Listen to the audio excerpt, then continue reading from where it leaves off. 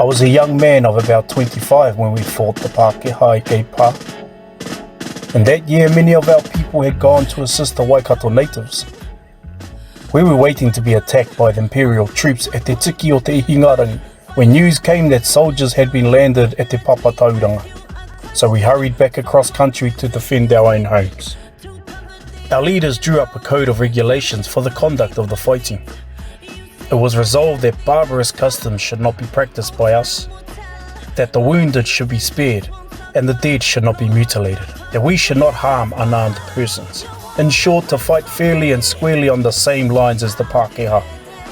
For some time we waited for a reply to our challenges, but none came. We could not understand them making no move of any sort. Some days went by, and at last we resolved to occupy and fortify a position on the ridge known as Pukehinahina, about 3 miles from the town of Tauranga.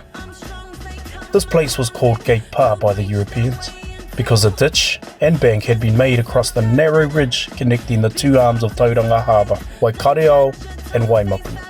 One morning we were all out at the back of the fortification where the food was being cooked, waiting for our breakfast. Suddenly, as our eyes ranged over the country towards Te Papa, we saw unusual activity in the soldiers' camp. The warriors of the Queen, soldiers and sailors, were marshalled in array of battle, and then they advanced towards us. 'Twas an army that marched against our fort. A great body of infantry and a number of cannon. Nana, the hour was at hand.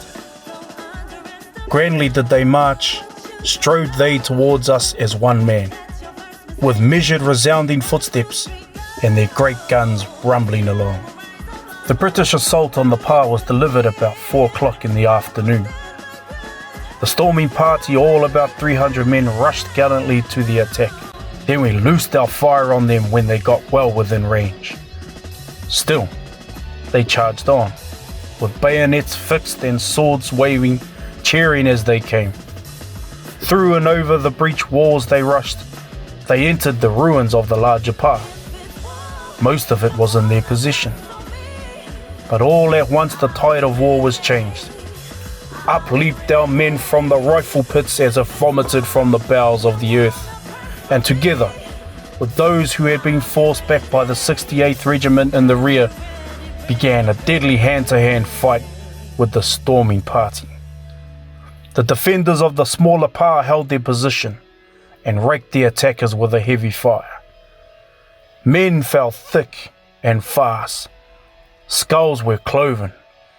Māori were bayoneted. Ngai te rangi patiti bit deep into white heads and shoulders. The place was soon full of dying and dead men, Pākehā and Māori. We in the eastern position of the large Pa stood firm. It was terrible work, but soon over. The Pākehā were driven clean out of the Pa as they ran, our men falling upon them. They fell back on their main body below our works, leaving many of their dead and wounded strewn on the battleground. The Māori, though victorious, had suffered severely. We adhered strictly to the terms of the battle covenant and harmed not the wounded, nor interfered with the bodies of the dead. In the night we collected arms, accoutrements and ammunition from the British dead. Then, recognising that our defences no longer existed, we abandoned the ruined Pa under cover of darkness, retiring in good order and spirits. We crept quietly through the lines of the 68th at the rear. We retired to the Wauku Pa and then dispersed to our various stations along the edge of the forest.